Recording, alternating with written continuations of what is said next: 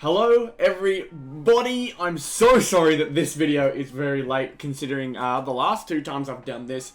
The video has come out on like the Monday after the round. However, this is coming out on a Wednesday. Been a bit distracted personally. However, I am here to show you the results for our star powers and top teams and tips for round 12. Very interesting round. Only 6 games throughout the entire round, but a lot of interesting talking points.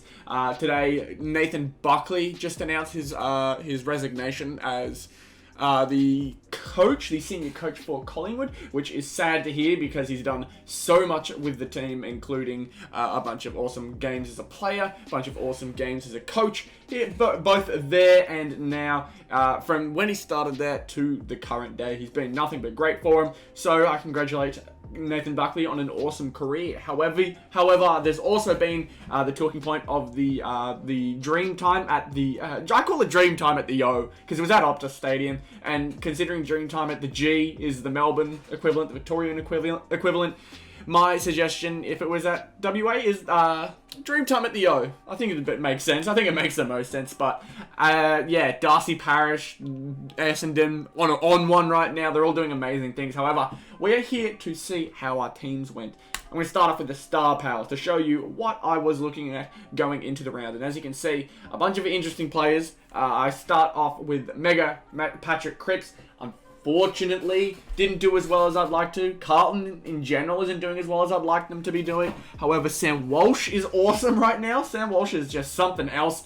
Clayton Oliver continues to be amazing. I don't think he was as good as Jack McRae for the round, but Clayton Oliver just doing his thing this season, man, helping Melbourne become an awesome contender this season. A really, really interesting one. Hugh McCluggage, he's kind of playing at a consistently decent level. He's not really being like the top player for the round, but when Brisbane are doing well, usually it's because he is, as well as Lachie Neale nowadays, Jared Lyons, every single person on that team, Harris Andrews as well. Harris Andrews is a secret favourite of mine for Brisbane. James Rowbottom, he did alright. He kicked a goal towards the end of, literally the last goal of the game for the Saints versus Sydney game, and I think he could have been more involved. He's just the best rising player that I've got right now, but I'm thinking about changing him up. We'll see about that. But also, Daniel Rich, I think he's probably the safest legend I've got right now, other than Joel Selwood, purely because Joel Selwood and Daniel Rich are like some of the only ones who really get their hands on the ball. However, David Mundy did have a really, really good game. And you can see right here, Taylor Walker did his thing as well. Scott Pendlebury did. David Mundy did.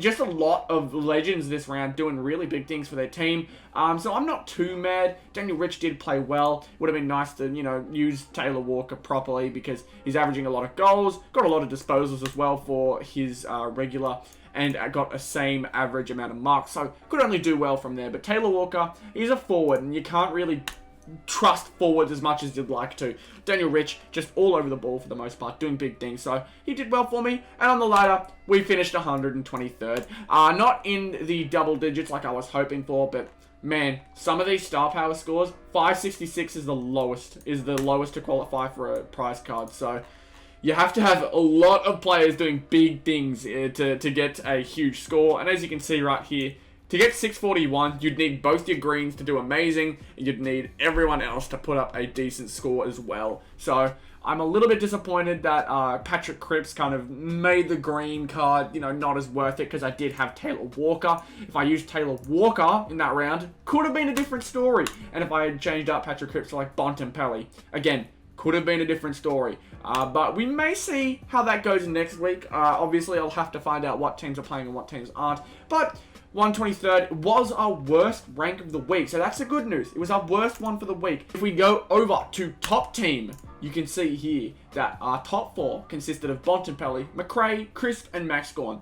None of these players played poor. They all played quite well. Max Gawn, I think, was one of the best ruckmen of the week. I don't know who would have done better than him, if I can quickly check now. The only one who did better than him was Riley O'Brien, but I don't imagine many people had him at the ruckman position. But Good stuff from Max Gawn. Kicked the goal, lots of possessions, lots of hit-outs. That's what you expect from a ruckman. But Jack McRae, 35 disposals again. Don't think he kicked a goal, but a lot of goal assists and just disposals and marks and all those things you need in Teamcoach game modes. Marcus Bontempelli, lots of huge goals. Again, disposals were great, just doing everything all around. And Jack Crisp as well. I changed him up from Rory Laird, which was the problem, but Jack Crisp still had a good game, so I'm going to keep him there for the moment, see how he goes. But Rory Laird would have been the better option. You can see here my game points were 383, and I may have been able to make top 10 if I'd switched out Crisp for Rory Laird. I don't think it would have been enough, though, so we'll see what happens next time. But rank 74 is not bad for top 4. It's definitely one of the toughest ones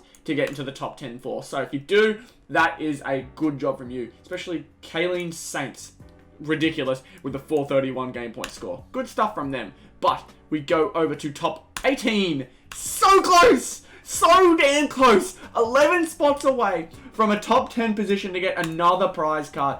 I thought we had it as well. You look at this team, no one here really played horrifically. Like, everyone here played a good part. I think if I was to switch out anyone, would probably be Neil or maybe Billings, but I can't even say that 100% for certain. Dyson Heppel got a lot of possessions. Sam Doherty did as well. These Sydney two are just an underrated two for me, but I am going to switch out either Lockie Neal or Sam Walsh. I think it's going to be Lockie Neal for what's his name? Darcy Parish, because he's just doing too well for me not to. Langford had an awesome game. He was an amazing pickup. I'm glad I found him before the week started, because the dude was playing on the ball and just killed it. Kicked the goal, got a lot of possessions, helped Essendon really put up a fight against Richmond, but thank goodness I also had Shea Bolton in there as well. Taylor Walker had a lot of possessions and goals, so that helped me out. Heaney, a bit quiet, but still did his thing. Same goes with Billings, but Bontempelli, again, great.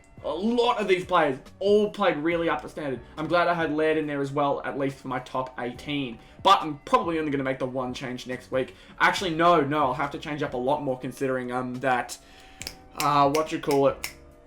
next week we're going to have buys again, which is unfortunate. But we'll see what happens. We go to our tips, and this is where it gets really bad. I didn't mention how bad it was, and for these two, I've never mentioned tips up until now, and boys, it was not good. Let's check the score. 2 out of 6. If you would have seen this coming if you saw the video last week, but just got one with Sydney and got one with the Dogs as well, and even that looks scary.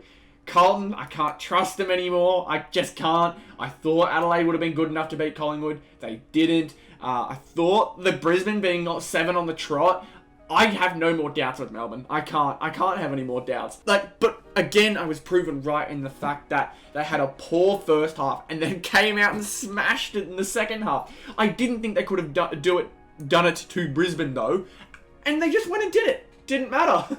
Doesn't matter who the opposition is right now. Melbourne always comes back in the second half. Their structure is killing teams right now, and you have to give a lot of praise to Simon Goodwin, because you have to have a lot of really precise, and I'm thinking of a word that I'm trying to think of, but basically it means they do not deviate from what they've been told. But if you know what the word is, it's just off my mind right now. But Melbourne, they are very, very committed to what they do. They know what the structure is and they stick with it. They don't try and do too much themselves. So Melbourne, clear favourites at the moment for me. But Essendon and Richmond, I thought Essendon were going to do it. I really did. I thought I was a genius and managed to tip that one right. But man, was that disappointing to see Richmond beat them by 40. It was not a 40-point defeat. Essendon did not deserve to lose by 40 points. No way on earth. No way.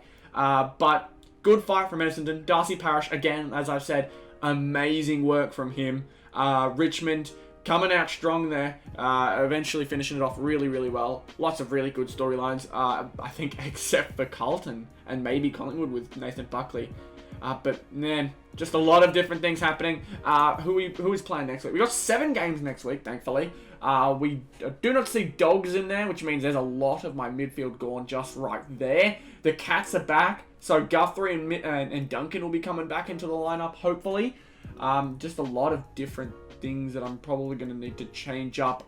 There is a Richmond in there. I'll find out who the teams are. I'll find out who they are once we get to it. But, whew, a lot of stuff going on for round 12. Really, really exciting weekend. I'm sorry this video was so late, so I'm making it up to you guys with a pack opening. Hopefully around 2 hours after this video comes out. But yeah, if you guys enjoyed the video, be sure to like, comment down any video ideas, suggestions, and constructive criticism.